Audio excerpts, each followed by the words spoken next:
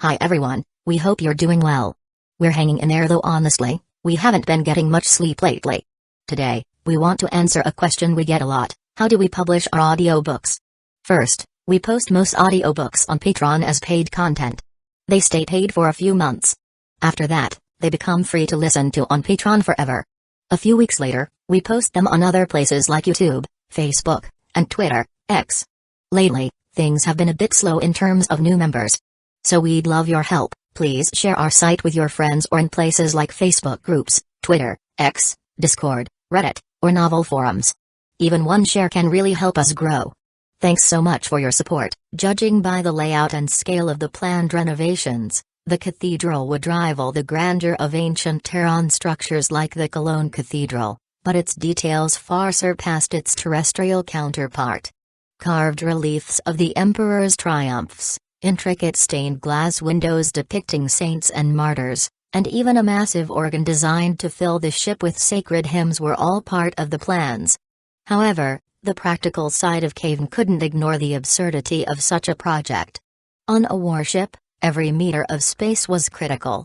More storage could mean additional munitions, vital supplies, or resources to extend the crew's survival in deep space. Instead, they were dedicating this prime space to a cathedral.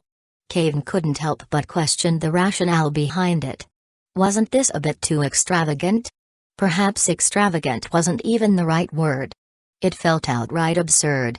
Still, Kayvaan nodded without hesitation, masking his thoughts with a firm expression. "It shall be so," he said, his voice steady. In the Imperium, unwavering reverence for the God Emperor was not merely expected, it was absolute. Questioning such actions could be seen as heresy. Kayvaan knew this all too well. To question such a project, even internally, was a dangerous line of thought, a matter of survival. "Do you require anything further from us?" Kayvaan asked, steering the subject. "Are there capable Mechanicus artisans on Mars?"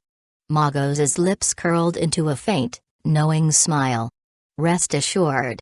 If something cannot be achieved on Mars, then it cannot be achieved anywhere in the Imperium. The Red Planet is the home of the Adeptus Mechanicus, the finest minds and hands in existence."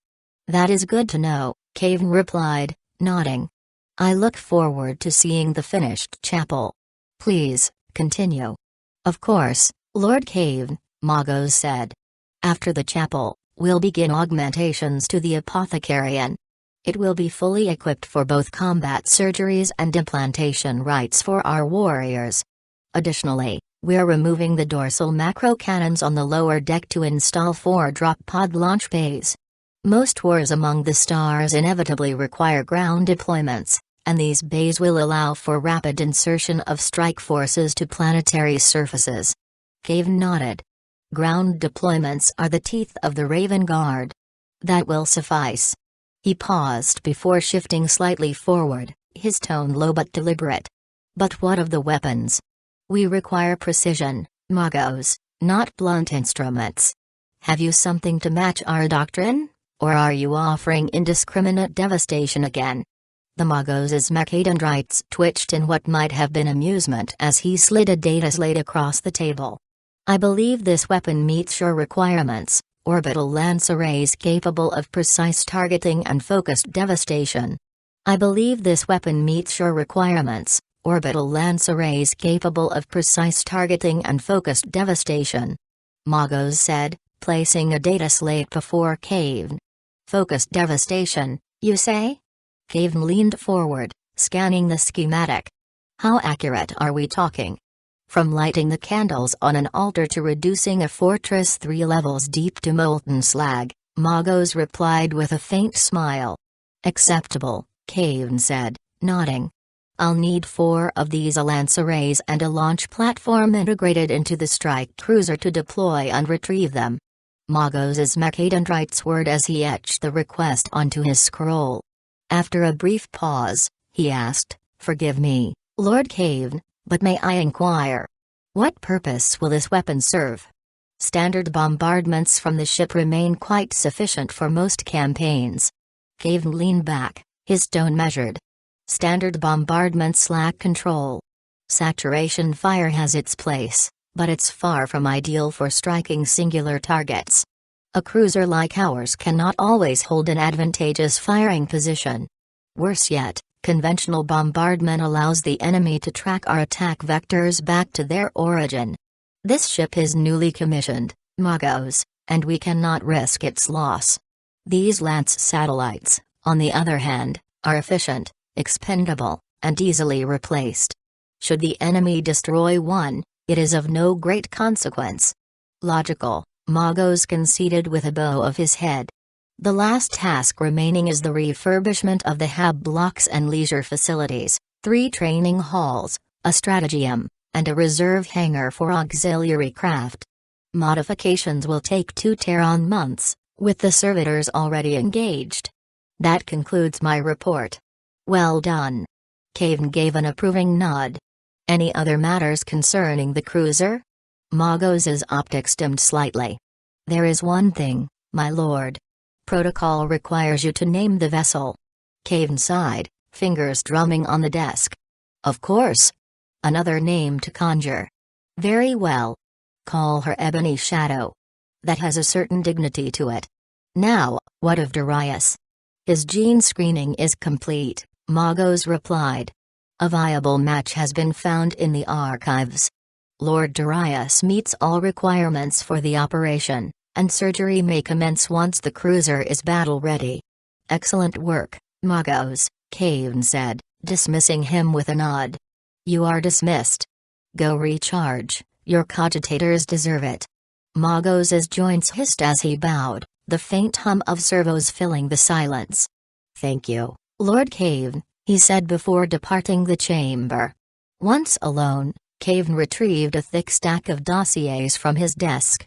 These were profiles of veteran serfs and trusted chapter serfs, hand-selected as candidates for the Ebony Shadow's command.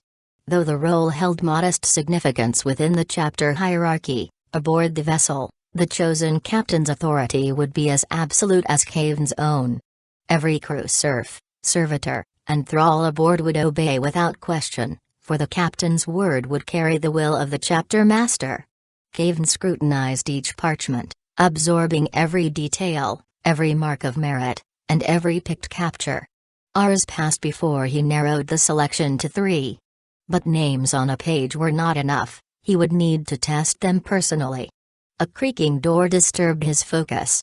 Kayvaan looked up to see Darius stumbling in, his blonde hair disheveled and his tunic unkempt. The acrid tang of a musk clung to him like smoke. Have you taken leave of your senses? Kayvaan's tone was sharp. You reek of drink. Hick. Who, me? Darius slurred, straightening as if to feign dignity. I wouldn't dare. Clearly, Kayvaan said dryly, his brow furrowed. Drinking alone now, are we? Didn't think to invite me? You're always working, Darius said with a lopsided shrug. Even if I had, you wouldn't have joined. Kayvaan sighed, sinking back into his chair. Fair. These days, my schedule allows little time for such indulgences. Jacob's demands see to that. In the days before this life, Kayvaan had enjoyed many pastimes, none more so than his appreciation for fine food and drink. The culinary mastery of the Imperium was unparalleled, but here, among the stars, nutrient paste and ration packs were a bitter reminder of what he had lost. To live for food is folly, but to eat without joy is heresy, Kayvaan murmured to himself, shaking off the thought. Chapter 42, Oppression. Kayvaan sighed, leaning back in his chair, his thoughts heavy. Pleasure was dangerous, temptation brought ruin, a siren song for the damned. His body, marked by the taint of Slaanesh, the dark prince of excess, ensured he was always under suspicion. The Inquisition's unrelenting gaze followed him like a predator in the dark. For now, caution was his shield, a lesson learned at great cost. Perhaps things will improve when I leave the Segmentum Solar, Kayvaan mused grimly. At least there, I might savor a meal without fanatics crying heresy and seeking to purge me for indulgence. His eyes settled on Darius, who stood before him with naive eagerness. The boy, so bright-eyed and trusting, made Kayvaan's gut twist with reluctant pity. The gene screening results are in, Kayvaan said softly, though the weight of his words lingered like a funeral dirge. You're a match. There's no sign of rejection. The implantation process should proceed without complications. Truly? Darius almost leapt from his seat, excitement igniting his features. He paced like a caged beast, unable to contain himself. I knew it. I knew I could do it. This is my chance. Kayvaan offered a faint, weary smile at the boy's exuberance. It surprises me, if I'm honest. Few aspirants come from noble. Most recruits hail from death worlds or hive slums where survival breeds strength. The fact that you passed is rare, miraculous, even. But tell me honestly. Are you sure? Becoming an Astartes is not the honor the Ministorum claims. It is a curse. Darius's grin faltered, confusion crossing his face. A curse? What do you mean? Do you truly believe the propaganda, boy? Kayvaan's voice lowered, words sharp as a blade. The Imperial Guard are heroes who march gloriously into battle, they say. Lies. They are fodder, little more than a delaying tactic. And us? The Adeptus Astartes? We are not human. Darius blinked, his excitement draining. Not human? What are you saying? Kayvaan's tone darkened further, his gaze unrelenting. You will cease to be what you are. The transformation changes everything. You gain strength beyond imagination, endurance that defies belief. But at the same time, you will lose yourself, your fears, your desires, your humanity. Fear makes men human, Darius. Without it, you are something else. Darius stood frozen, absorbing the words, his brows furrowing. Kayvaan continued, you will become unrecognizable, flesh, bone, even your face will warp into something other. And here's the truth no one speaks of, you will have no need for women, nor will you desire them. That struck the boy like a hammer blow. Wait. What? He gawked at Kayvaan, awkwardly gesturing downward. You mean they'll cut it off? His voice rose in alarm, laced with panic. Kayvaan barked a harsh laugh, shaking his head. Calm yourself. No one will touch you. But your lust, your need for companionship? That will wither like a flame deprived of air. You can still partake, I suppose, but it will mean nothing. It will be an empty act, devoid of joy. Empty? Darius echoed, his expression horrified. You mean I'll lose everything? Even that? Kayvaan's voice dropped, cold and final. Do you think this life allows for such distractions? Astartes exist to wage war, not to indulge urges.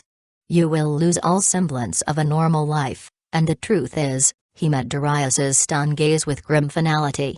It will be easier that way. Desire festers like rot when left unchecked.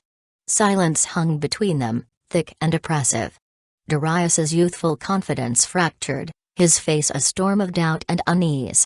Kayvaan let the words sink in before speaking again. The pleasures you know will be stripped from you. Are you ready for that? To sacrifice all that you are?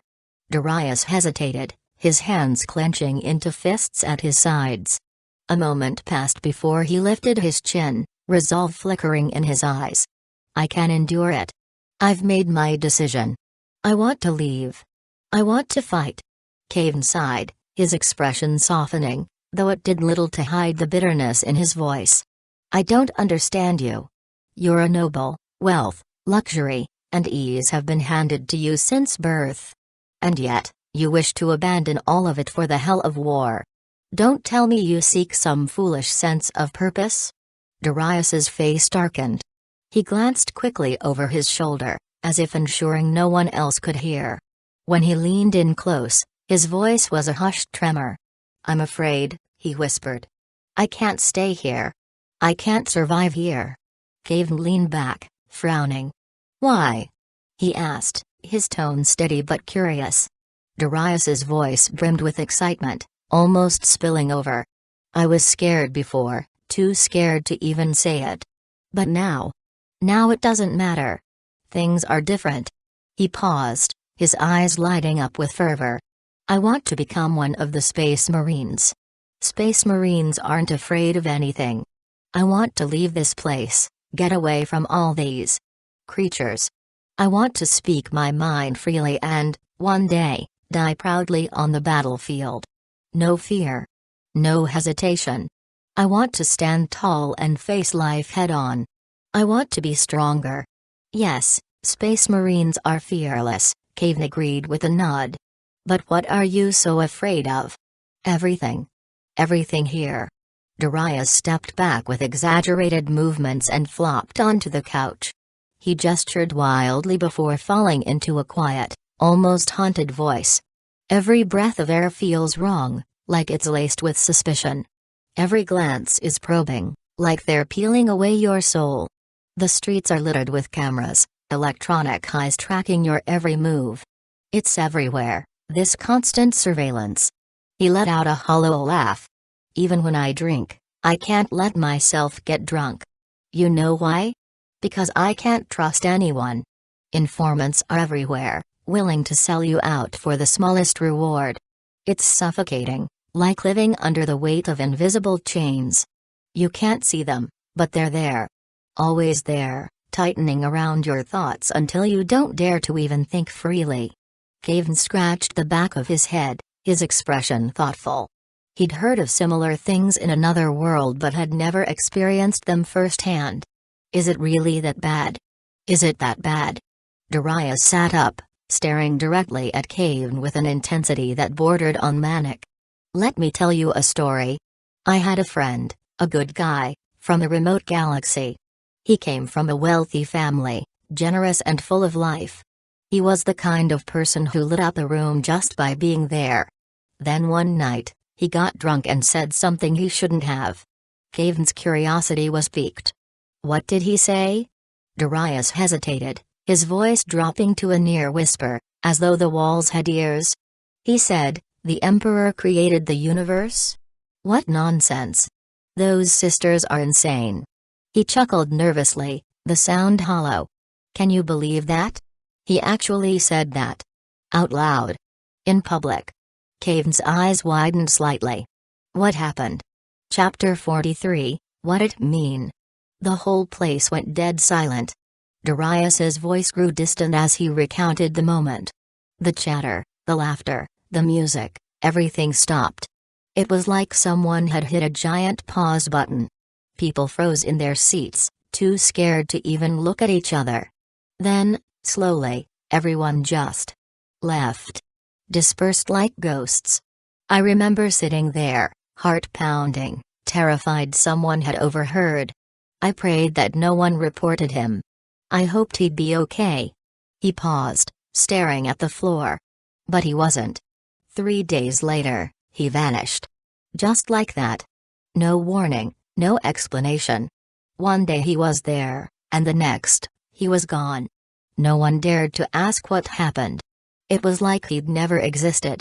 Even his closest friends acted like he was a figment of imagination, like mentioning his name might bring trouble. Kayvaan said nothing, his lips pressed into a thin line. He could see the pain etched on Darius's face, the kind of pain that came from betrayal and loss. Darius continued, his voice trembling with a mix of anger and despair. Someone snitched. Someone in our circle, a person he trusted, betrayed him. But who? I don't know. It could have been anyone. Hell, it could have been all of them. Maybe they thought it wasn't betrayal. Maybe they believed they were being loyal to the Empire. But I know the truth. It was betrayal. Plain and simple. He clenched his fists, his knuckles turning white. And the worst part? There's no trial, no rules, no warning. They don't tell you what's forbidden. It's like living in a world where invisible walls surround you. You don't see them, but the moment you cross a line, you're gone. Just like that. Darius took a shaky breath, his hands trembling slightly as he spoke. That fear? It's everywhere. It's in the air we breathe, in the silence between conversations, in every forced smile and nervous laugh. It seeps into your soul until it's all you know. Kayvaan exhaled deeply, still unsure how to respond. He had no words for this kind of invisible terror. But Darius wasn't done. His voice cracked, full of suppressed emotion. "You know, I've been dreaming about my friend lately. He was more than just some rich guy. He was smart, thoughtful, a brilliant historian. Everything he said, even when he was drunk, was deliberate. He never spoke without thinking first. And now, looking back, I realize how brave he was to say what he did, even if it cost him everything. He wasn't just talking nonsense. He was telling the truth. And we all knew it. We just didn't have the courage to admit it." Kayvaan sat there, silent, letting Darius's words sink in. There was nothing he could say that would make any of this easier.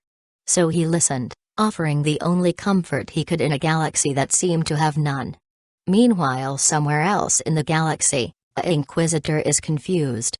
305. If there's no meaning, why do they keep whispering that string of numbers? He had to let it go. If he couldn't decipher any significance, then maybe there truly wasn't any. He had confidence in this conclusion because he wasn't just anyone, he was an Inquisitor. His training had honed a sharp, instinctive sense for numbers and intelligence. Even among the elite ranks of the Inquisition, few could rival his skill in analyzing information. So why? What was this all about? It had started out as a mission like any other, methodical, structured. But things spiraled out of control. He had been forced to flee, barely surviving. Now, standing at the gates of the town, he allowed himself a moment to breathe. The town was a sanctuary, at least for now. That gave him some comfort, though not much. He had a premonition that whatever this was, it would end here. Stopping at the gate, he pulled out a glow stick, lit it, and took a long, deliberate drag. The familiar burn in his lungs helped calm his racing thoughts. Slowly, he exhaled the smoke, letting it drift away in the cold night air. He needed to relax, to think clearly. This wasn't just a mission gone wrong, it was the Inquisition's greatest failure in living memory. 13 Inquisitors operating on the Eastern Fringe had been slaughtered, systematically, brutally. Some were hacked into pieces. Others had their skulls blown apart by high-energy pulse fire. One had his throat slit, another burned alive. They died in their offices, in busy city streets, in filthy ditches, and in blazing fires. One even dropped dead in a crowded square for no discernible reason. Something was very wrong. He had been tasked with finding out what. He'd scoured every murder site, examined every corpse, pieced together every clue. But his search painted a terrifying picture. Somehow, he'd become the next target. How the enemy found him was a mystery, just as it was with the others. Inquisitors didn't walk around with badges or wear identifying marks. They were masters of concealment, needles in haystacks, drops of water in the ocean. Yet the enemy had plucked them out one by one. 13 times. 14, if we included him. There was no doubt in his mind now, there was a traitor in the Inquisition. Someone high up. Someone with access to personnel lists classified beyond clearance. Knowing this, he had moved cautiously between star systems in the Eastern Fringe, investigating each crime scene. He had gathered critical intelligence, hoping to unravel the truth. But the enemy had caught on to him before he could report back. Along the way, his team, 12 loyal agents, had been picked off one by one. At first, when the enemy made their move, he'd felt a flicker of triumph. They'd set traps, laid ambushes, ready to capture or kill their assailants. But the tables turned. The hunters became the hunted. The enemy was too powerful, too ruthless to be human. From the evidence, deep blade wounds, bodies scorched by weapons of unknown make, and the lingering sting of psychic interference, he knew their attackers were no ordinary criminals. They were Eldar. Xenos wanderers, beings of terrifying psychic might, capable of atrocities that defied comprehension. The Imperium had no shortage of foes, but only the most dangerous of mankind could operate at such a scale. Those few were already branded as heretics and closely watched by the Inquisition. No sane rogue would dare provoke the wrath of the Inquisition. It was suicide. But the Eldar weren't human, and they didn't think like humans. The number haunted him. 305. It was a whisper, low and insistent, gnawing at the edges of his mind. He didn't know where it came from or who was saying it, but the sound was as clear as a bell. It was psychic interference, he was certain of that. He had dealt with psychers before and understood their power. They could do things that defied reason, summon fire or ice, control lightning, even glimpse the strands of fate. Sending whispers into someone's mind? That was child's play for them. So why? What did they want? What it meant, slain victims, unholy rituals, or something far worse, he could not yet say. Chapter 44, Rosina, he sighed, frustration etched on his face. Once again, his thoughts circled back to the same question with no answer. He couldn't understand the Eldar, couldn't make sense of their motives. Dropping his low stick to the ground, he crushed it under his boot, grinding it into the dirt. There was no point dwelling on it. He needed to get to the sanctuary and hand over the information he'd gathered. Let the analysts back at the Inquisition figure it out. He had done his part. Still, as he walked into the town, a chill ran down his spine. The Inquisitor stepped into the hidden shelter, his boots squelching as they sank into the blood pooled across the floor. The crimson tide was so thick it nearly covered his ankles.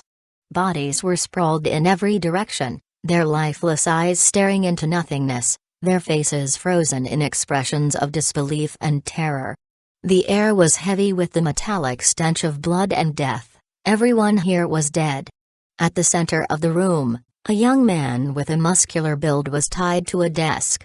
His body, battered and scarred, resembled a frog strapped to a dissecting table.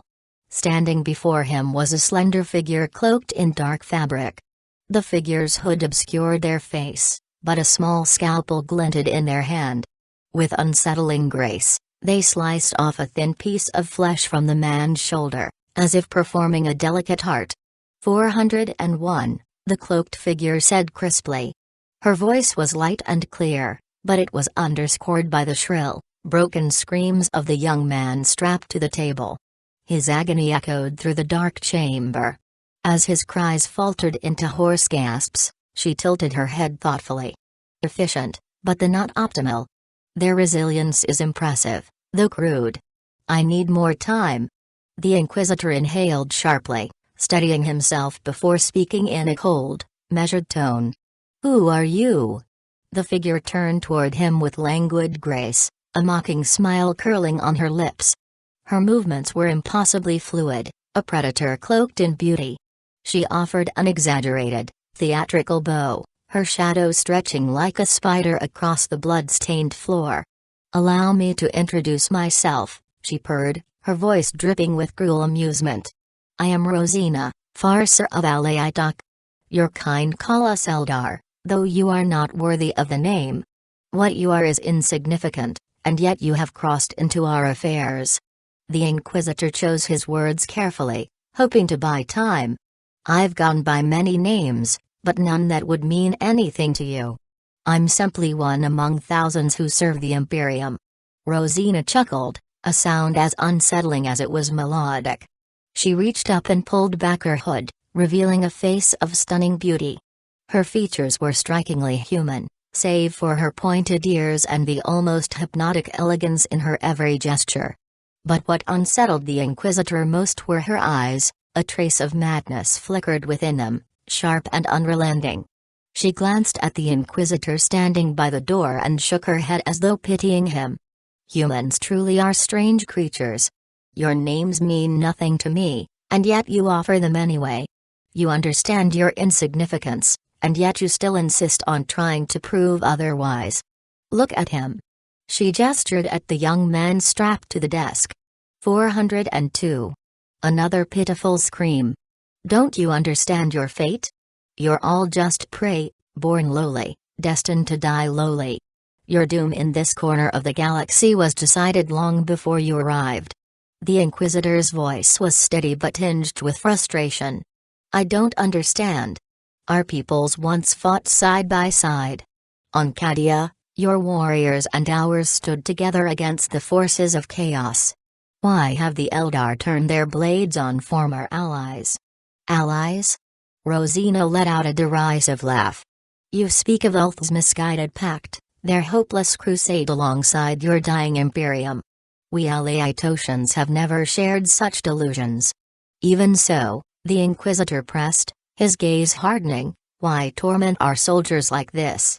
He pointed at the man on the table, who had begun to moan weakly. If his skills were inferior, then defeat him and end it. But this is barbaric. Torment? Rosina's gaze turned icy, her voice calm but cutting. No. This is not torment, it is necessity. Knowledge demands sacrifice, and death is but another step in the cycle. I seek understanding, not pleasure. The Monkey must learn to fear what they cannot comprehend. Her lips curled into a cruel smile as she leaned closer, her voice dropping to a whisper. And yes, let this be a warning. We does not tolerate meddling in our affairs. A warning? Yes. Rosina's voice carried an almost reverent tone. I bring death and leave behind bones. Even your kind can understand that warning. You humans should never have set foot on the world you call Eden 5. The Inquisitor's brows furrowed in confusion. Eden 5? That's an uninhabited planet. Rosina's expression turned cold. It is our world. We may not dwell on it now, but it is still ours. The Inquisitor struggled to suppress his rising anger. The arrogance of the Eldar was infuriating. But her words sparked a realization. The strange movements of Craftworld Alaitak, their raids, their warnings, it all centered on Eden 5. Maiden worlds were rare jewels in the vast, inhospitable expanse of space. Lush, pristine, and teeming with life, they offered an environment so perfect for human survival it was almost mythical. A single maiden world could sustain countless generations, providing food, water, and shelter without effort. Eden 5 is under Imperial control, the Inquisitor said finally, his voice steady.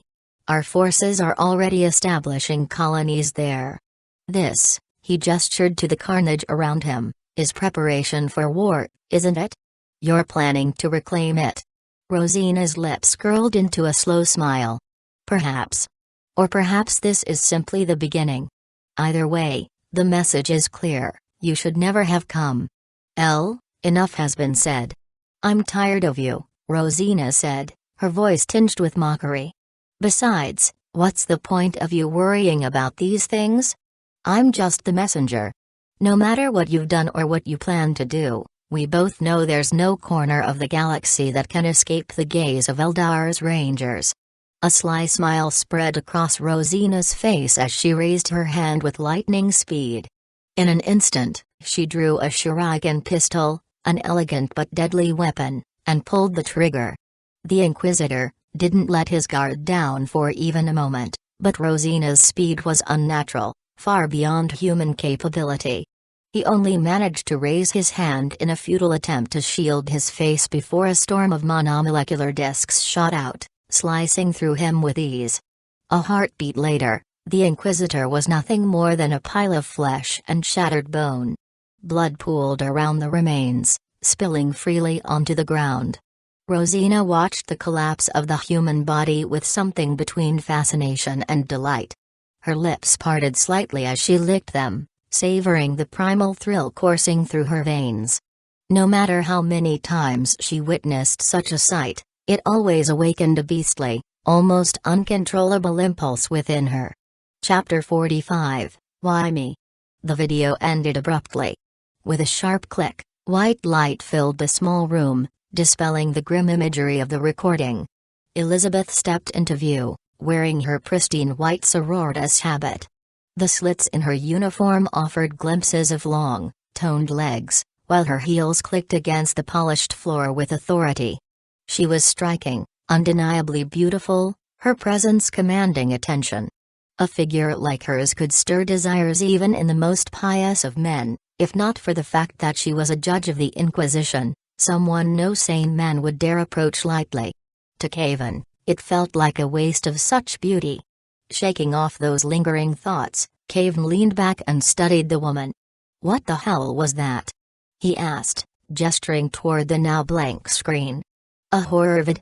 "That," Elizabeth replied coldly, her voice sharp enough to cut through steel, "was the last thing seen by the 14th Inquisitor assigned to the Eastern Fringe. You've just witnessed what he saw in the moments leading up to his death. The Eldar not only killed him but also obliterated the monastery we had painstakingly built in secret. They even destroyed the research facility connected to it." Her expression was icy, her tone laced with anger. It didn't take much to see that Elizabeth was in a foul mood. She paused, as if choosing her next words carefully, then continued, "For the Inquisition, this is an unacceptable loss, a humiliation we cannot tolerate. The Eldar of Alayaitak have mocked us, spit in our faces. But they will learn the true fury of the Emperor soon enough." To Kayvaan, it was just another spectacle. He shrugged internally. The deaths of the Inquisition's people didn't bother him. If anything, their losses might make things easier for him in the long run. The fewer Inquisitors meddling in the Eastern Fringe, the better. Still, he feigned regret, if only to keep up appearances. The regret, however, wasn't for the dead Inquisitor, it was for not having rations to enjoy the show properly. Suppressing a grin, he put on a solemn face, tilting his head in what he hoped passed for respectful contemplation. "I see," he said. "A tragic loss indeed." Elizabeth didn't seem to notice his lack of genuine emotion.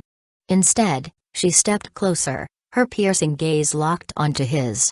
"You're probably wondering how we got this footage," she said, her tone flat but with an edge of challenge. "The video starts when the Inquisitor enters the town and ends minutes after his death. What you saw was a first-person perspective, his final moments." Kayvaan raised an eyebrow. "So, what? He just happened to be recording? Doesn't seem like something your lot would bother with." "Our Inquisitor knew his fate the moment his last acolyte fell," Elizabeth explained, her voice steady, though a trace of bitterness crept in. "He understood there was no escape, that death was inevitable. But even in the face of that, he chose to serve until the very end. He fled to the sanctuary not for his own safety, but to buy time. Time to gather intelligence." Elizabeth's tone grew colder. "He performed surgery on himself during the voyage, replacing one of his eyes with a mechanical augmetic capable of recording and transmitting what he saw. His only thought was to leave us with knowledge of the enemy, even at the cost of unimaginable pain. Everything you saw, the enemy, their words, their actions, was captured by his eye. He paid for that knowledge with his life." Kayvaan leaned back slightly, rubbing his jaw as he processed her words. He couldn't deny that the Inquisitor's actions were impressive, even admirable, in a grim way. The man's unwavering resolve and sacrifice deserved some measure of respect, regardless of how much Kayvaan disliked the Inquisition. Elizabeth's voice broke through his thoughts. "I know many of you despise the Inquisition. Even if you won't say it, I know what you think. But understand this, every single one of us bleeds for the Imperium, just as much as any soldier on the front lines. We sacrifice, endure, and give everything for the Emperor." Kayvaan's lips twitched, tempted to comment on her priorities, how humanity seemed to be an afterthought in her speech. But he bit his tongue, instead straightening up and adopting a solemn expression. "The blood of warriors will never be spilled in vain. May the Emperor bless his soul." Elizabeth nodded curtly. "The Emperor protects." The mechanical eye was recovered by our intelligence team, buried in the wreckage among blood and broken flesh. Thanks to their speed and determination, we were able to retrieve this invaluable footage in such a short time. The term "such a short time" echoed in Elizabeth's words, but from the moment the Inquisitor was killed to the intelligence personnel discovering the prosthetic A, to the intel finally reaching Terra, the process had taken 2 full months. This meant the murder Kayvaan had just learned about actually happened 2 months ago. Information from 2 months ago? That's practically ancient in a crisis. Eden 5 must be in real danger by now. Why do you say that? Elizabeth asked, her tone carrying both skepticism and concern. Kayvaan didn't hesitate. It's a classic strategy: send elite forces to conduct targeted strikes, assassinating key intelligence operatives to paralyze or confuse the enemy's communications. Then follow up with a decisive, large-scale attack. It's an old tactic. The Raven Guard perfected it during the Great Crusade. She ignored Kayvaan's reaction and pressed on. Eden 5 is located on the Empire's eastern French border, an area of little strategic value. The local garrison consists of the Canadian 69th Regiment from the Astra Militarum. The Eastern Fringe Command has already chosen to focus on gathering intelligence rather than deploying major reinforcements. Orders have been given for the local garrison to hold the region as best they can. A battle just to gather intelligence?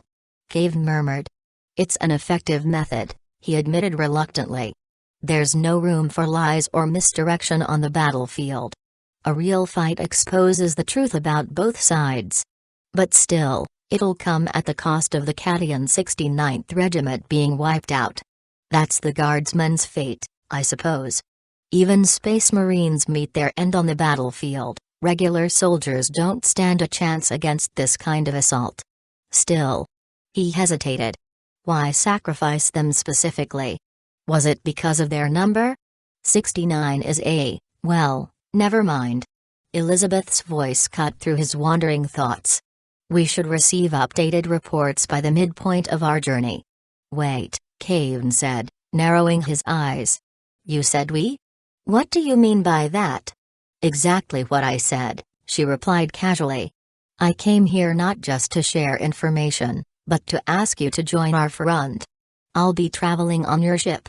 Kayvaan frowned. He had no interest in aligning himself with an inquisitor. It felt wrong on every level. But articulating that discomfort was another matter. I don't understand. Why me? Why involve me in this? Chapter 46, Planet Under His Control. Elizabeth sighed, her voice softening. Because I want to protect you, even if you don't realize you need it. You're still too vulnerable. Your chapter, your brothers, even your fleet are at risk. If the enemies you face ever take notice of you, though the chances of that happening are slim, they could wipe out everything you've built overnight. And it wouldn't take much effort. Between the Eldar of Alaitok and roving bands of chaos pirates, your position is precarious at best. Traveling with us offers protection, as well as access to critical intelligence you'll need to make the right choices. Her explanation carried a note of finality, but Kayvaan couldn't suppress a bitter laugh. And what if I'm not interested in your so-called protection? Then consider it a gift, Elizabeth replied with a shrug. Mercy, even. All you have to do is accept it humbly. For me, it's just another mission. Kayvaan's face flushed red, anger boiling just beneath the surface.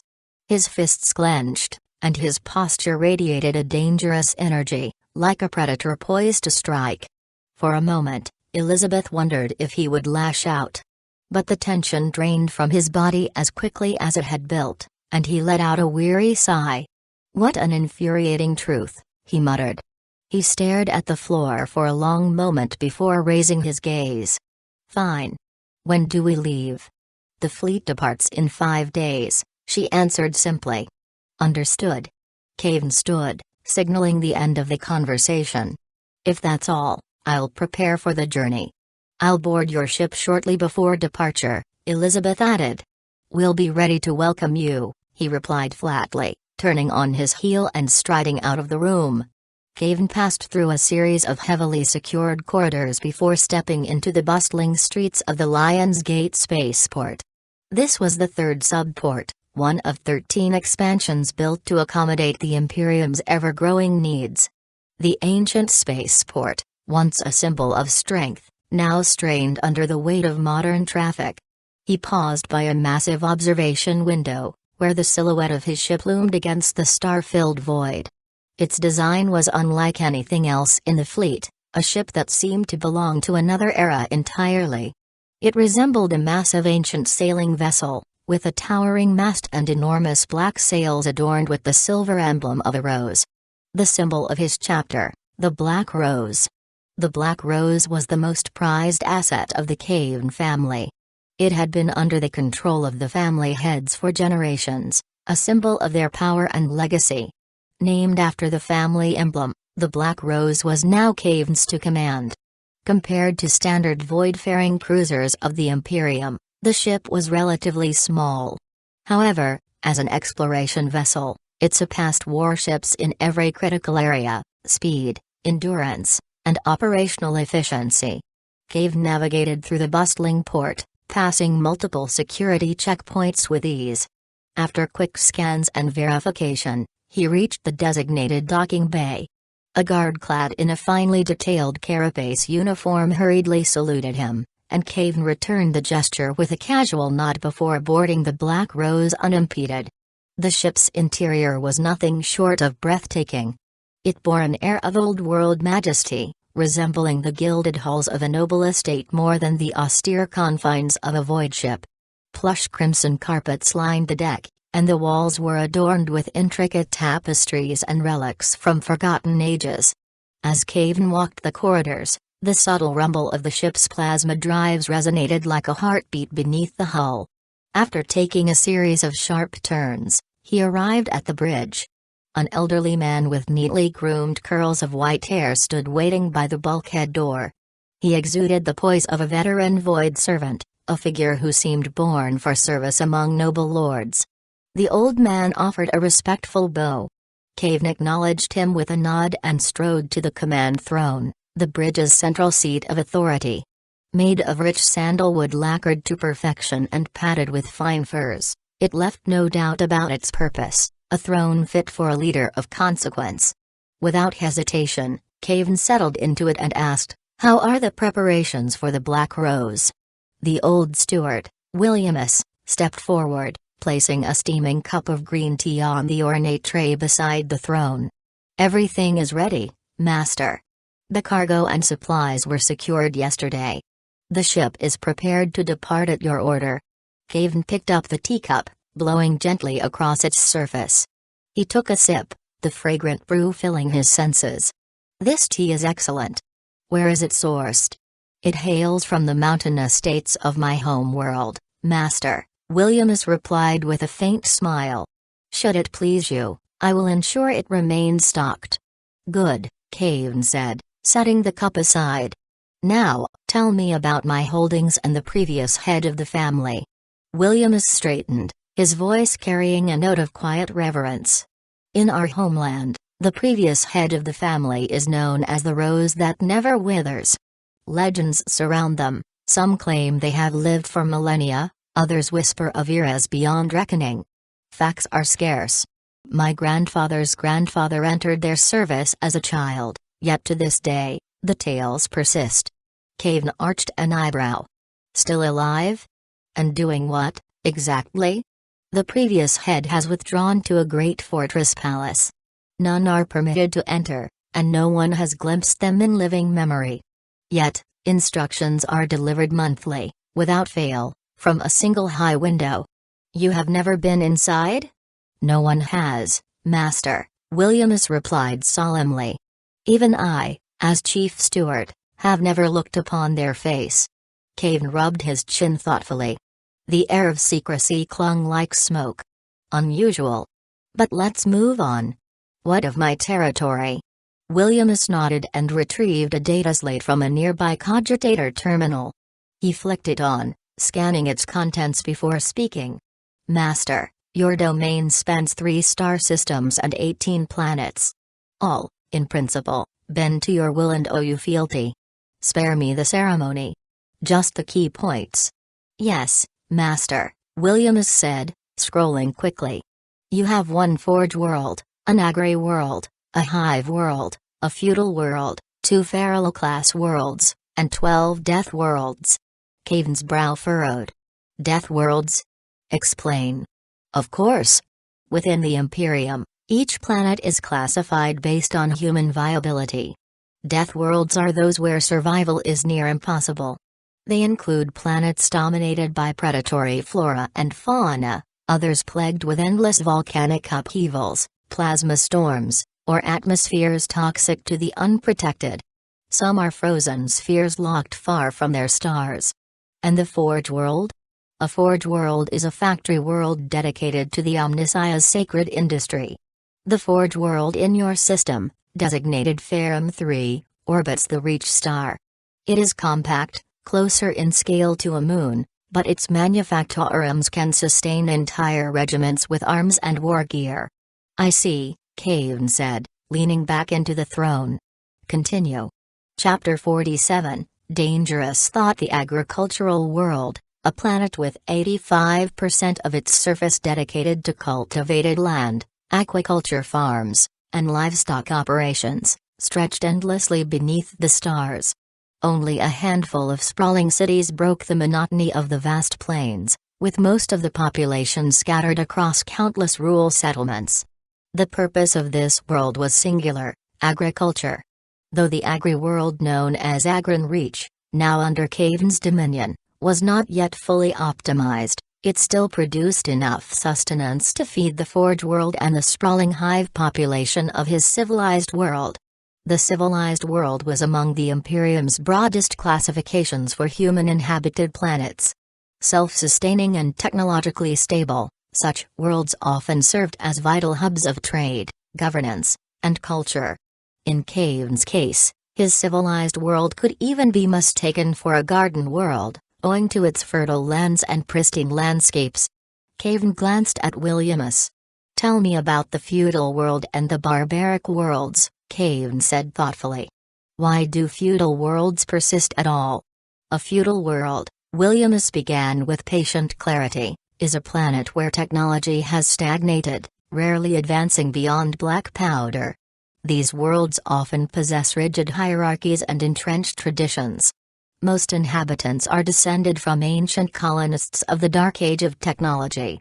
When the warp storms ravaged the galaxy, many isolated human outposts regressed, some maintaining feudal kingdoms, while others fell back to the Iron Age or even earlier. Kayvaan nodded slowly, considering the explanation. "And the barbaric worlds? They are more primitive still, Master," Williamus replied. "Barbaric worlds lack black powder entirely, their people reduced to pre-industrial or even pre-metalworking societies. Life on such planets is harsh, often defined by endless tribal warfare and survival against hostile environments. In your holdings, you control one feudal world and two barbaric worlds, all located in the Eridanus Expanse.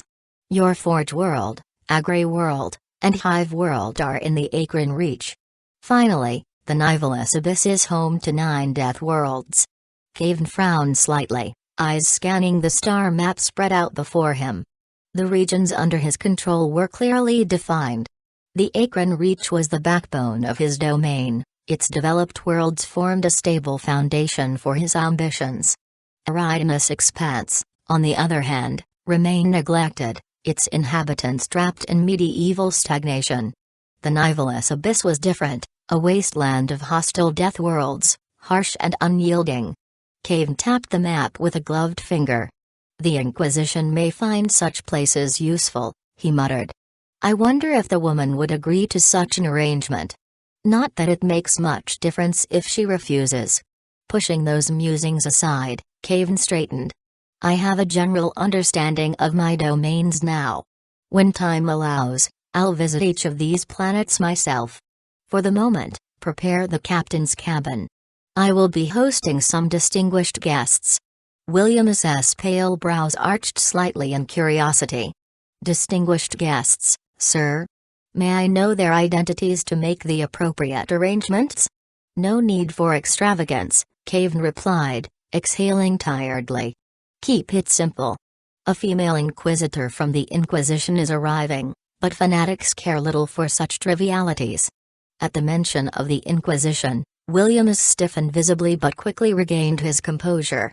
"Understood, Master. Shall I ensure the cabin is Spartan, yet reverent? Perhaps include a shrine to the God Emperor?" "You're always thorough," Kayvaan said, allowing himself a faint smile. Proceed. With a respectful bow, Williams turned to carry out the orders. Kayvaan picked up his cooling teacup, the warmth lingering as he took another sip. His thoughts drifted, as they often did, a habitual exercise of reviewing decisions, weighing opportunities against risks, and looking to the future. Nearly 2 months had passed since Darius, in a drunken stupor, uttered those treasonous words. By the following morning, Kayvaan had urged him to depart for Mars and undergo augmentation surgery in the holy manufactoria of the Mechanicus. A month later, the flagship of the Knights Templar fleet, the Ebony Shadow, completed its ritual refit. Its medical facilities had been transferred aboard, its crew assigned, captains, voidsmen, and star chart navigators, all in service to duty. 3 weeks after that, Kayvaan's personal void ship docked at Lionsgate Spaceport on Terra. There, Williams handled the labyrinthine formalities of recognition on Kayvaan's behalf. Gene scans, parchment work, and ancient protocols were observed with ritualistic precision, and by the day's end, Kayvaan was confirmed as the head of the Kayvaan family. Kayvaan had considered departing immediately, but the rotten state of the Imperium gnawed at him. Between Darius's drunken confessions and his own observations, his contempt for Terra's decadent political web had deepened. He loathed its suffocating bureaucracy, its blind adherence to tradition. The world he had known in his previous life, though flawed, had offered far more freedom. At least there, one could live quietly if they stayed out of trouble. Kayvaan's idea was a crime. It might have been a secret buried deep in his heart, never spoken aloud or acted upon, but even the act of entertaining such thoughts was, in itself, a crime, a thought crime. From the Inquisition's perspective, Kayvaan was already guilty. As Darius once said, you could hide such sins in your mind for a time, but you couldn't bury them forever. Thoughts had a way of festering, and the Inquisition always found them. What made matters worse was that Kayvaan wasn't an ordinary man. He had traveled across the boundaries of time and space, and if that secret were ever uncovered, the Inquisition would declare him a heretic or burn him alive as a witch's pawn. The Inquisition did not forgive, nor did it forget. Resentment boiled in his chest, but Kayvaan knew he couldn't fight back.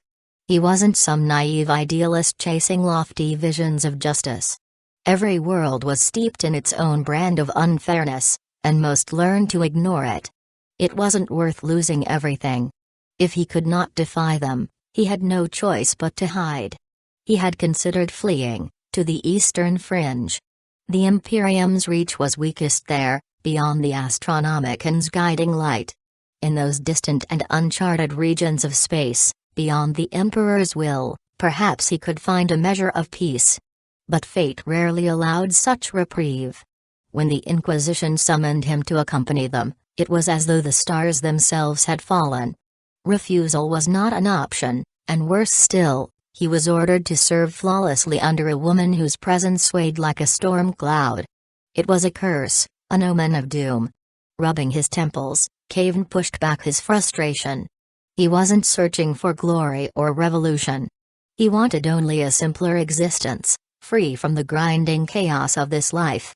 Chapter 48, Power. As Governor Eldrad Ulthrin awoke abruptly, his trance shattered by a vision carried on the psychic winds from the eastern fringe. The faint threads of the Immaterium whispered an omen, a distant cry that tugged at his consciousness. For most, it would have gone unnoticed. But Eldrad was no ordinary seer. As the High Farseer of Ulth, leader of the Seer Council, and one of the greatest prophets the Eldar race had ever known, such burdens were his alone to bear. The galaxy was a cruel and uncaring place, where suffering was the norm and peace was fleeting, a fading ember in a storm. Still, it had been a shame to lose that dream. Strictly speaking, it had not been a dream at all. Eldar did not dream. Their minds were too disciplined, their souls guarded against the turmoil of the warp. For a Farseer, to dream was to falter, a lapse that could bring ruin. Such failures were rare, yet always carried meaning. In deep meditation, Eldrad had glimpsed a memory buried within the Infinity Circuit, a fragment of the Eldar's lost golden age. In that era, the gods still walked among them, and the Eldar ruled the stars unchallenged. Worlds bloomed under their care, and the galaxy itself seemed to bow to their will. With but a thought, they could shape barren rocks into lush paradises, breathe color into lifeless skies, or dim distant stars as though they were lanterns. The sun worshipped by humanity was little more than a grain of sand to the Eldar of the time. Eldrad could almost feel it, the hum of boundless life energy, the taste of honeyed wine, the chorus of laughter ringing from pearl towers. It was beauty incarnate. Then, the vision darkened. The laughter twisted into anguished screams. The sweetness turned to blood, pouring from shattered amphorae. In his mind's eye, a two-headed eagle, stained crimson, unfurled its wings and stretched its claws toward the eastern fringe. The sword of Cain, an icon of the Eldar's war god, shattered beneath the blood-red moon. The tears of the eagle ran like rivers of blood. And then, the sigil appeared, a sinister purple mark that burned in the shadows.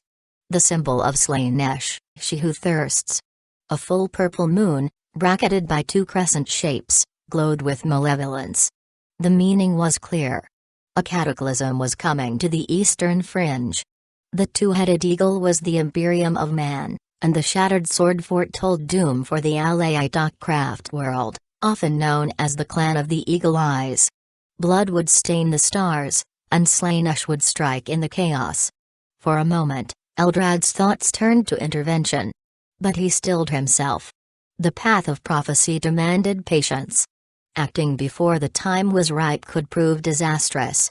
The powers of chaos were cunning, lurking in the void beyond sight, and a premature move could doom everything. Taking a deep breath, Eldrad calmed his mind, letting the echoes of the vision fade. Such was the burden of the Farseer's path, to walk the knife's edge of destiny, forever seeing calamity yet unable to act until the moment was right. The omens were clear, but the finer details remained cloaked in shadow. For now, all he could do was wait. Meanwhile, more pressing matters loomed closer to the Imperium's core. Compared to the veiled conspiracies festering in the eastern fringe, the chaos erupting in the Eye of Terror was far more dire. Abaddon's forces were assembling a vast fleet of warships, and the unsettling movements of the Black Legion hinted at a growing war. An evil god, perhaps even the despoiler himself, seemed to be preparing another incursion. 5 Terran days later, a vast fleet comprising 13 ships departed from Lion's Gate spaceport, gliding steadily into the cold void. Among them were the Ebony Shadows and Black Wings, both part of Kayvaan's flotilla, as well as the Black Rose under Kayvaan's direct command. The rest included 3 Chartist freighters leased to the Sisters of Battle and 6 mighty void ships painted in blinding white, their hulls emblazoned with fleur-de-lis, marks of the Adeptus Auroritas. Power up the Ebony Shadows and have it follow. Disengage moorings and make sail, Kayvaan ordered from the bridge of the Black Rose. The 2 ships released their anchor clamps, thrusters engaging as they joined a larger convoy. The Sisters of Battle were legends in their own right. Fanatical warriors of the Emperor, their name alone was enough to ensure that no vessel dared challenge the convoy, even within the crowded shipping lanes of Sol. Though their fervent presence brought an air of oppression, it also promised an untroubled passage. The fleet moved steadily away from Lion's Gate, accelerating toward the outer rim of the solar system. Once past Pluto, they would begin the next phase of the journey, a delicate and arduous process taking an entire Terran week. Once clear of Sol, the fleet would converge at a known warp transit point, a weakened boundary in the fabric of reality. There, under the guidance of navigators, the ships would engage their warp drives, tearing through the immaterium to emerge thousands of light-years away. This treacherous journey would take 1 to 2 weeks before the convoy stabilized in Rel space, where it might pause briefly at an outpost to resupply before continuing. This method of void travel, known as a guided warp jump, was standard for long-range expeditions. It demanded coordination and immense patience. Navigating the warp was fraught with peril, An error could send a ship drifting forever or worse, into the jaws of demons. To reach the distant eastern fringe, the fleet would repeat this process 3 or 4 times. Despite the voyage's daunting length, the greatest delay came not from the warp itself, but from the slow process of accelerating out of one system and decelerating into another. Jumping within a star system was tantamount to suicide. Stars, planets, and other gravitational anomalies rendered such calculations near impossible. The best-case outcome of such folly was to vanish without a trace. The worst was to be torn apart by the roaring tides of the warp before even breaching its boundaries. Shortly after departure, the black rose and ebony shadows linked via an external docking tube, the structure resembling a lifeline between them. A temporary corridor connected the two ships, though Kayvaan rarely left his beloved black rose. Once an exploration vessel, it had been reforged into a noble void yacht, replete with ornate kitchens, heated washrooms, and a grand library filled with ancient tomes. Life aboard was as refined as any planetary estate, and Kayvaan had no intention of relinquishing such comfort. Most of his days were spent with Williamus, the ever-dutiful steward. Together, they reviewed the holdings of the Kayvaan family, the sprawling systems now under his rule. Williamus offered a wealth of insight, while Kayvaan adapted quickly to the staggering responsibilities of an imperial governor. The weight of it all was daunting, yet exhilarating. To Kayvaan's surprise, being a planetary governor offered remarkable freedom. The Imperium demanded only one thing: tithes. Beyond that, the affairs of a governor were rarely scrutinized. A ruler could plunge their subjects into despair, grind them into servitude, or raise them to prosperity. So long as the imperial tithe was paid, none would interfere. It was an intoxicating power, one that left Kayvaan both awed and wary. Taking a slow sip of green tea, he exhaled deeply. No wonder so many envied the aristocracy. Who wouldn't want this kind of power? And now, here I am. Chapter 49, Elizabeth's Mission. Williamus offered a small, knowing smile.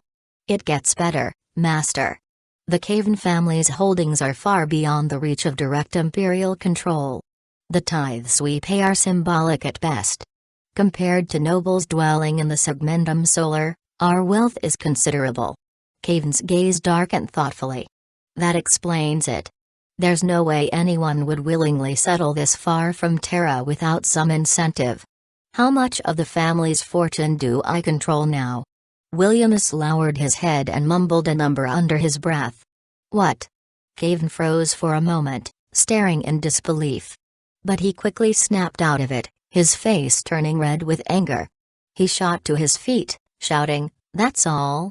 With just this little bit, you still think the Kayvaan family can be counted as one of the wealthiest?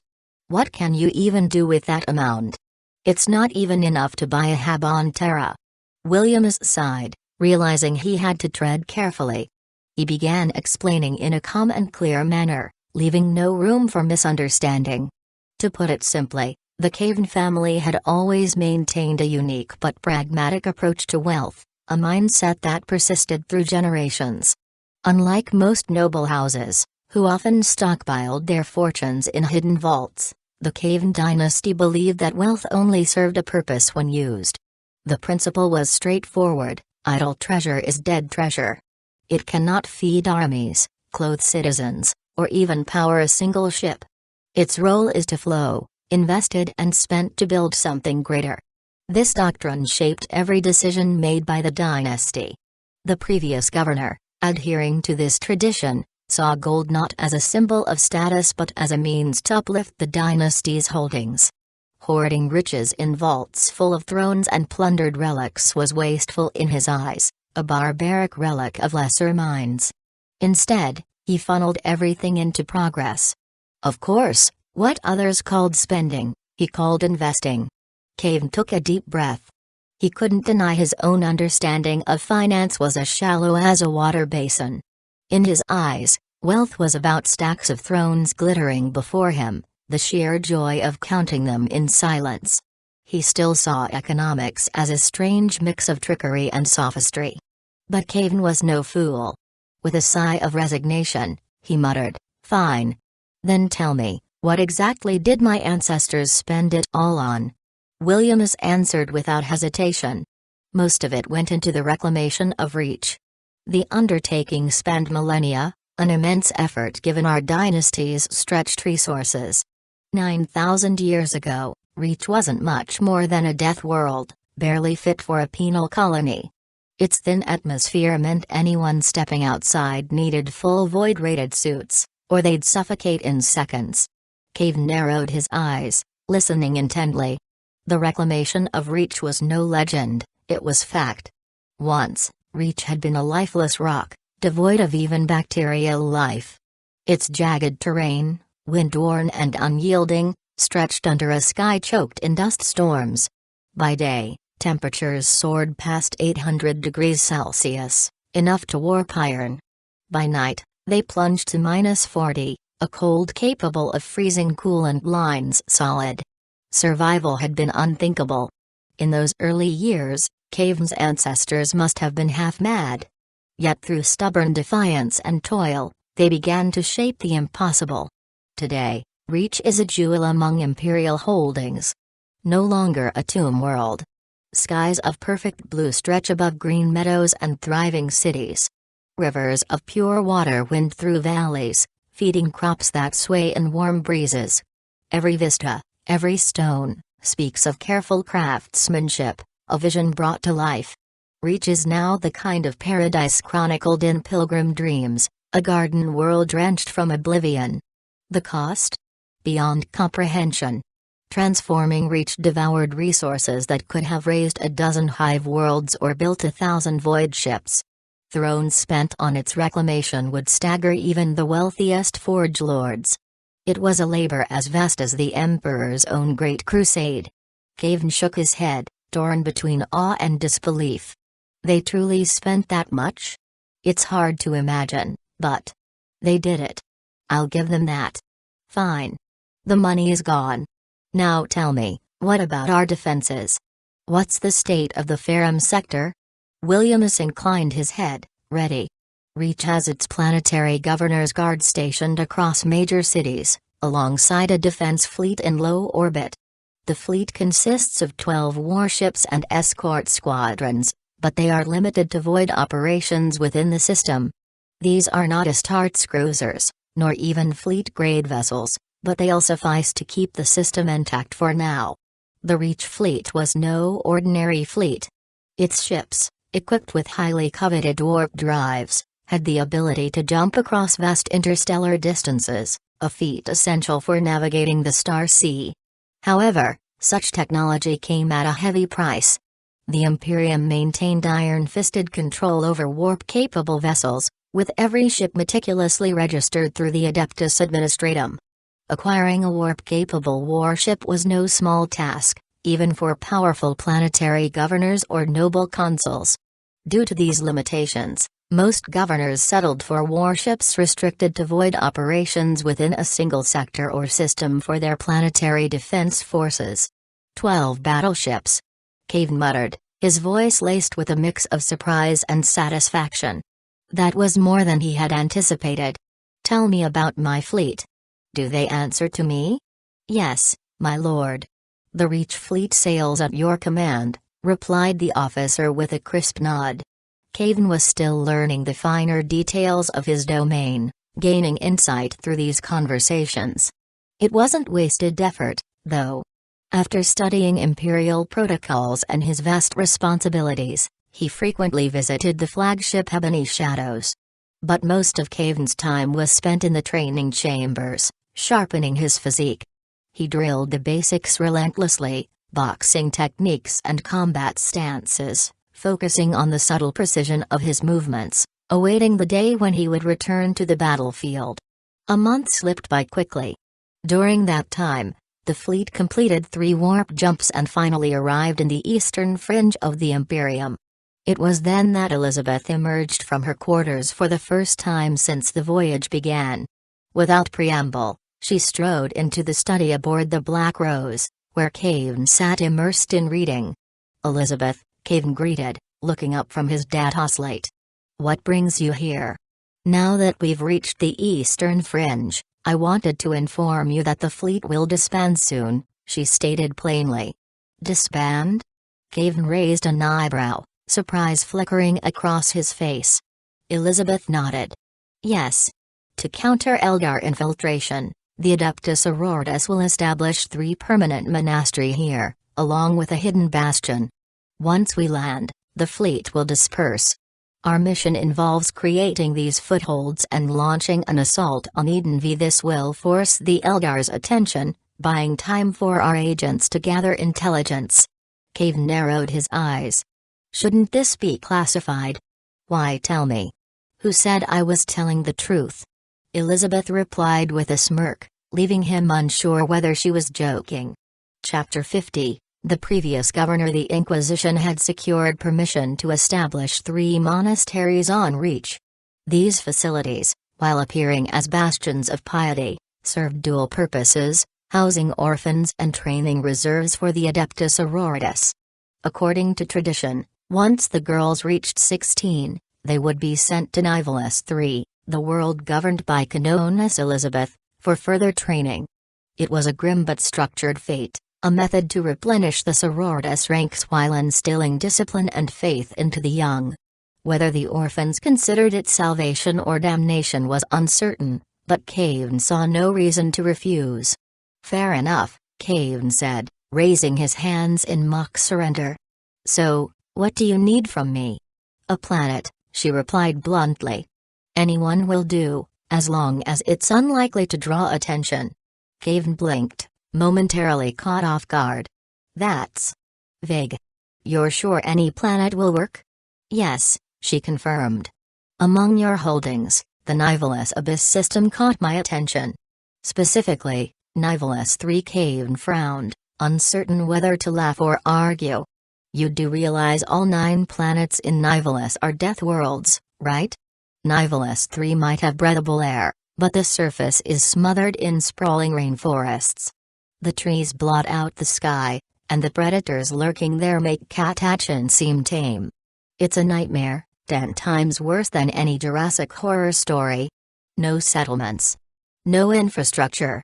Completely unsuitable for habitation. Elizabeth remained unfazed. The sororitas do not seek comfort. We are the Emperor's warriors. A harsh environment strengthens our faith. Besides, establishing a war convent on a populated planet would invite unnecessary complications. Kayvaan studied her for a long moment before nodding reluctantly. Fine. If that's what you want, Nivalis III is yours. Though unsettled by the choice, Kayvaan couldn't deny the appeal of having Elizabeth and her zealous sororitas far from his immediate vicinity. The conversation turned to formal negotiations. Both were efficient, wasting no time on empty pleasantries. Elizabeth's request came with unspoken obligations. As an imperial governor, Kayvaan was bound to the Imperium's laws and expectations he dared not defy. First, psychers within his territory had to be closely monitored. When the black ships of the Adeptus Astra Telepathica arrived, all unregistered psychers had to be surrendered without hesitation. Failure to do so meant the governor's personal responsibility to root out and destroy them. Second, his planets were expected to wage war unconditionally against any foe declared heretic, Xenos, or traitor by the High Lords of Terra. Surrender was not an option under Imperial law. The fleet forged steadily onward. In time, only 3 ships remained: Kayvaan's flagship, the Black Rose, the Ebony Shadows, once a paragon of the Knights Templar but now a shadow of its former self, and the Flame of Justice, heralding the sisters' devotion. Together, they arrived at Aizen, a border bastion of the Imperium. The fleet lingered briefly in Aizen's orbit for rest and final resupply. This would be their last respite before the perilous route ahead. Without the Astronomican's light to guide them, long jumps through the warp were suicidal. Only short, methodical leaps of 4 to 5 light-years were safe. Beyond Imperial space, the warp was an unstable and roiling sea where tides and storms could devour entire fleets. The journey was sluggish, like marching through mire rather than sprinting on open ground. After 4 arduous jumps, Kayvaan's fleet reached its destination. Through the viewport, the Reach stars shimmered like the distant embers of a dying fire. It was the 40th millennium, in the chill of its endless autumn, and Kayvaan had returned to his homeland after 9,000 long and silent years. A fleet of 12 warships awaited beyond the Reach system, a ceremonial guard honoring his arrival. Ancient customs dictated the Black Rose fire salute. Silent plumes of color burst in the void, resembling distant explosions frozen in space. The escort ships fell into formation seamlessly, becoming a part of Kayvaan's vanguard. The bridge vox crackled to life. A servitor chimed an incoming connection, and moments later, the hololith flickered, revealing an older man with a neatly trimmed mustache. Twisting its end between his fingers with habitual ease, the man inclined his head. Admiral Tiberian Dravok of the Reach Sector Fleet, he greeted with practiced reverence. On behalf of Reach, we welcome you, Lord Governor. Welcome home. The transition of power was unfolding with a smoothness Kayvaan found suspicious. He had anticipated resistance. After all, a position of this magnitude, rule over 3 entire sectors, invited both admiration and envy. Such power elevated a man beyond kings and lords. He was a governor in name, but in practice, he now wielded influence akin to a god. And yet, it was a god seated on a fragile throne. Terra had proven that even minor posts within the Imperium sparked rivalry, treachery, and bloodshed. A governorship of this scale seemed to Kayvaan an irresistible lure for ambition and betrayal. How simple it would be, he mused darkly, to bury a knife in my back and seize my throne. Jacob, Kayvaan's chief advisor, had dismissed his fears earlier. They could kill you, he admitted, but they would accomplish nothing. The Imperium itself stands behind your authority. Should anyone rebel, they would face a retribution so total it would erase their legacy from history, Jacob continued, and no single system or coalition of worlds would dare stand against them. Only fools would entertain such treason. Ambition often devours reason, Kayvaan countered. Perhaps, Jacob conceded, but I believe your worries are unwarranted. This appointment came willingly from the Reach's previous governor. The man personally petitioned the Segmentum Lords the moment he heard of your resurrection.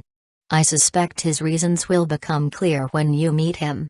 It's a pity, Kayvaan muttered, sighing as he leaned back in his chair. He didn't bother concealing his disappointment.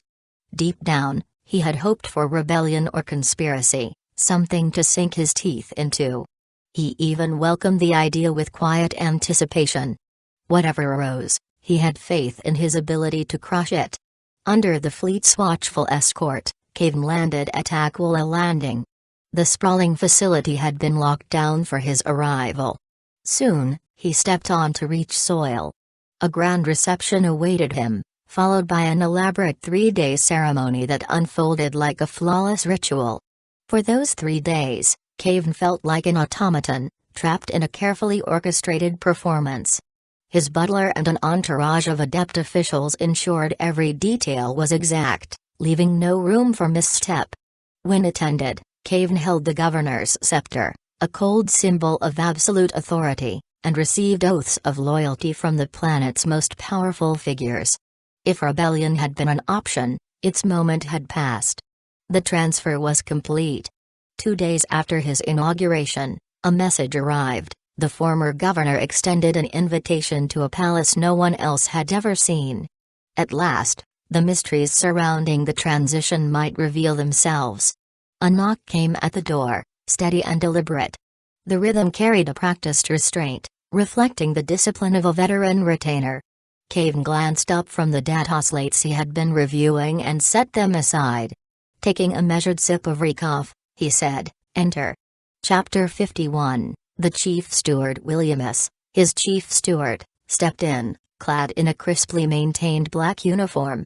With a subtle gesture, he dismissed the other attendants. Once the door clicked shut, he approached and spoke with respectful calm. "My lord, everything is prepared. Please follow me." Kayvaan nodded, unsurprised. He set his cup down, rose, and followed Williamus. The governor's mansion was a vast maze of Gothic corridors and chambers. Though Kayvaan had dwelled there for days, its sprawling expanse could still confuse even the sharpest mind. Williamus led him down silent hallways before stopping at a study. The butler pushed against an ancient bookcase, revealing a passage hidden in the wall. They descended a staircase of cold stone, the air growing heavier with each step. The journey continued through dim corridors until they reached an elevator. It shuddered faintly as they began to descend, the hum reverberating through the shaft for what felt like an eternity. When the doors finally opened, they were greeted by shadows. Williamus stepped out first, activating a lumen. The faint beam flickered as the silence stretched. A loud click rang out, and rows of overhead lights buzzed to life, illuminating an underground cavern large enough to house an imperial cathedral. Kayvaan's eyes fell upon the structure dominating the center, a massive, armored train, its hull lined with ornate Gothic detailing. A subterranean transit system. "Yes, my lord," Williamus said, bowing slightly. "This leads to the former governor. He waits for you beyond." With reverence, he stepped to the side, opening the carriage door. "Please, my lord." Kayvaan barred it without hesitation. The interior was lavish, a striking contrast to the stark machinery outside. Plush seating, a stocked damask cabinet, and shelves of leather-bound tomes made the carriage feel more like a noble's private lounge than a military transport. Walking to the cabinet, Kayvaan selected a bottle of aged damask. He poured a glass and sampled it with an appreciative hum before drifting toward the bookcase. Pulling a tome at random, he settled into the velvet couch, stretching his legs as the train door hissed shut. The train jolted softly, gliding into the depths of the tunnel. It was a solitary journey. Not even Williamus accompanied him, and the low hum of the engine was the only sound in the abyss. The train burrowed ever deeper beneath reach, the distance beyond measure. Kayvaan, unperturbed, savored the silence. Fear had no hold on him. Though he no longer bore the title of Astartes, the instincts of a warrior endured. Instead of unease, the journey calmed him. He sipped his drink, let the book occupy his mind, and eventually dozed off to the gentle sway of the train. When he awoke, hours or minutes later, the train had halted. The door stood open, and beyond it, a dimly lit platform awaited him. Kayvaan stepped off the platform and stood before a massive golden arch towering above him. Its grandeur shimmered with a faint, inviting glow. Without hesitation, he pushed the heavy door open and stepped inside. The space beyond was vast, so large it could easily fit a Thunderhawk gunship. Half the room was dominated by an enormous machine, its structure intricate and overwhelming. Thick, black cables coiled around the machinery like veins, pulsing with dim, crimson flashes of light. The faint, rhythmic sound of steam hissing added an eerie pulse to the room's atmosphere. "Kayvaan, you're finally here." A voice echoed from every corner, deep and resonant. "I've been waiting for this moment for what feels like an eternity. Time has drifted us, but I always believed we'd meet again. You've never been one to break a promise. Still. It's been so long. Long enough for me to forget so much." Kayvaan narrowed his eyes and scanned the dimly lit room. The giant machine cast complex shadows, creating countless places for someone, or something, to hide. His voice was steady but edged with curiosity. "Where are you? Why don't you show yourself? I'm right in front of you." "Oh?" Kayvaan's gaze sharpened, flicking between the gaps in the cables and adamantium framework. "Then why can't I see you? You've already seen me. You just haven't realized it yet." The voice surrounded him again, a stereo-like presence that seemed to come from the very walls. Before Kayvaan could reply, the enormous machine roared to life. Steam vents hissed violently, filling the room with a dense, white fog. Metallic groans reverberated as the machinery shifted and moved. Cables twisted like serpents, and mechanical arms emerged from the machine's depths, locking onto the floor or embedding themselves into the walls. Sparks flew from exposed joints, dancing like tiny fireflies in the mist. The mechanical chaos slowly subsided, and the crimson flashes faded. In their place, white lumen strips flickered on, illuminating the room with a cold brilliance. As the steam cleared, Kayvaan's eyes locked onto something that made him freeze, a face. It wasn't human. A metallic visage emerged from the heart of the machine, its surface gleaming under the lumen light. Crimson, glowing eyes peered back at him, their gaze unyielding. The face, although mechanical, had features eerily reminiscent of a woman. Beneath it, there was no body, no neck, no torso. Instead, a chaotic network of tubes and cables extended from where the neck should have been, embedding the head into the massive machine. "Hello, Kayvaan Shrike," the metallic face greeted him. Its voice carried a strange mix of familiarity and artificial resonance. The corners of its mouth twitched upward, forming what could only be described as a mechanical smile. Kayvaan stared in disbelief, his brows knitting into a frown. Who are you?" "I'm human," the mechanical face replied, its tone heavy with something almost like sorrow. "At least, I used to be. Now, I'm not so sure anymore." "Oh, Kayvaan, you were always so fortunate, blessed with the gift of the Astartes, a body unyielding against time. Time doesn't leave scars on you. But me? I was mortal. I had a name, a legacy, perhaps a little more courage and wit than most. But what did that matter in the shadow of eternity? This is what remains." Kayvaan's eyes narrowed as his twin hearts began to race. "Who exactly are you? You don't recognize me?" The mechanical voice held a faint note of amusement. "I suppose that's fair. 10,000 years is a long time. But I remember you, Kayvaan. I've always remembered. It's me. Valeera." Kayvaan's breath caught in his throat. Valeera?" His voice cracked as he staggered back, uncharacteristically shaken. Panic surged through him like an electric shock. Even in the face of war, against Orquas, towering titans, or the deadliest of traitor legions, Kayvaan had always remained calm. He'd stood unflinching before death itself, his spirit unyielding. But now, he felt something foreign and terrifying, fear.